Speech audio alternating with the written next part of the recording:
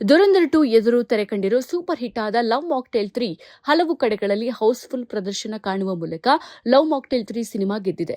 ಇತ್ತೀಚೆಗೆ ಚಿತ್ರತಂಡದವರು ಒಟ್ಟಿಗೆ ಸೇರಿ ತಮ್ಮ ಸಿನಿಮಾದ ಗೆಲುವನ್ನು ಸಂಭ್ರಮಿಸಿದ್ರು. ಈ ಯಶಸ್ಸಿಗೆ ಕಾರಣರಾದ ಎಲ್ಲರಿಗೂ ಡಾರ್ಲಿಂಗ್ ಕೃಷ್ಣ ಮತ್ತು ಮಿಲನ ನಾಗರಾಜ್ ಧನ್ಯವಾದ ತಿಳಿಸಿದ್ರು. ದುರಂಧರ್ 2 ಸಿನಿಮಾದ ಹವಾ ಹೇಗಿದೆ ಎಂಬುದು ಗೊತ್ತೇ ಇದೆ. ಅಂತಹ ದೈತ್ಯ ಸಿನಿಮಾದ ಎದುರು ಚಿಕ್ಕ ಸಿನಿಮಾಗಳು ಪೈಪೋಟಿ ನೀಡೋದು ಕಷ್ಟ.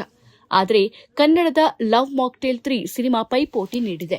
ಕನ್ನಡದ ಪ್ರೇಕ್ಷಕರನ್ನ ಗಮನದಲ್ಲಿ ಇಟ್ಕೊಂಡು ಬಿಡುಗಡೆ ಆದ ಈ ಸಿನಿಮಾ ಸೂಪರ್ ಹಿಟ್ ಆಗಿದೆ. ಆ ಖುಷಿಯನ್ನ ಹಂಚಿಕೊಳ್ಳೋಕೆ ಚಿತ್ರತಂಡದವರು ಇತ್ತೀಚೆಗೆ ಸಕ್ಸಸ್ ಮೀಟ್ ಆಯೋಜಿಸಿದ್ರು.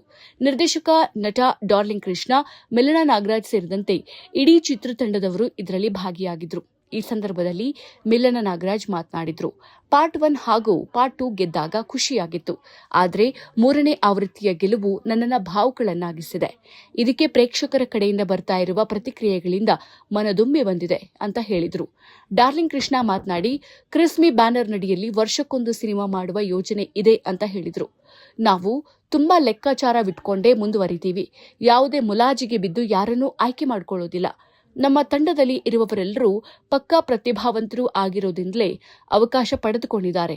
ಅವರ ಪ್ರತಿಭೆಯನ್ನ ನಾವು ಬಳಸಿಕೊಂಡಿದ್ದೇವೆ.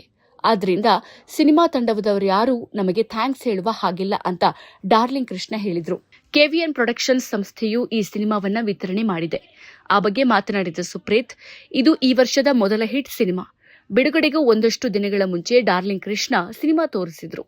ಅದಾದ ಬಳಿಕ ಟಾಕ್ಸಿಕ್ನಿಂದ ತೆರವಾದ ಜಾಗಕ್ಕೆ love mocktail ಆಗಮಿಸಿತು.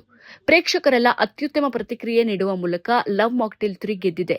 USA, Australia, Germany ಮುಂತಾದ ಕಡೆಗಳಲ್ಲಿಯೂ ಭರ್ಜರಿಯಾಗಿಯೇ ಬುಕಿಂಗ್ ಓಪನ್ ಆಗಿದೆ ಎಂದರು. ನಿರ್ದೇಶಕ ಶಶಾಂಕ್ ಅವರು ಈ ಕಾರ್ಯಕ್ರಮಕ್ಕೆ ಅತಿಥಿಯಾಗಿ ಆಗಮಿಸಿದ್ರು. ಈ ಕಾಲಮಾನದಲ್ಲಿ ಯಾವುದೇ ಸಿನಿಮಾದ ಸಕ್ಸಸ್ ಮೀಟ್ ಎಂಬ ವಿಚಾರವೇ ಹಿತವೆನಿಸುತ್ತೆ.